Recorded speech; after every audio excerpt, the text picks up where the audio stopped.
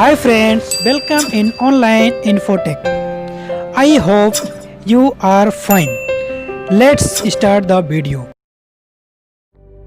चलिए फ्रेंड्स जानते हैं ज़ैद नाम का मतलब इंग्लिश और उर्दू में। ज़ैद नाम के इंग्लिश में अल्फ़ाबेट बनते हैं ZAYD।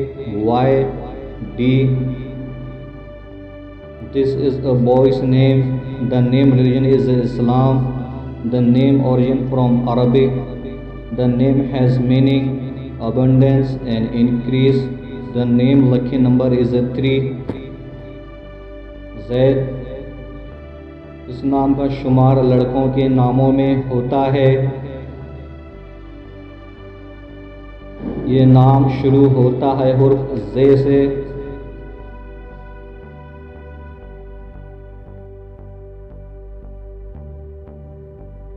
ये नाम 3 हुर्फ और एक लफ्ज़ पर मुश्तमल है।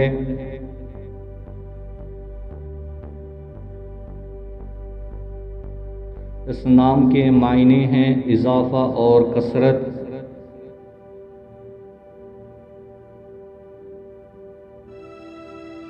इस नाम का ताल्लुक़ मज़हब इस्लाम से है। इस नाम का असल ताल्लुक़ अरबी ज़बान से है।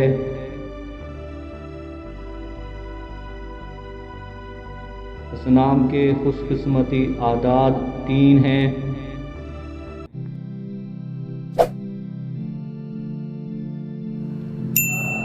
Subscribe to my channel, click the bell icon, get notified directly latest upload.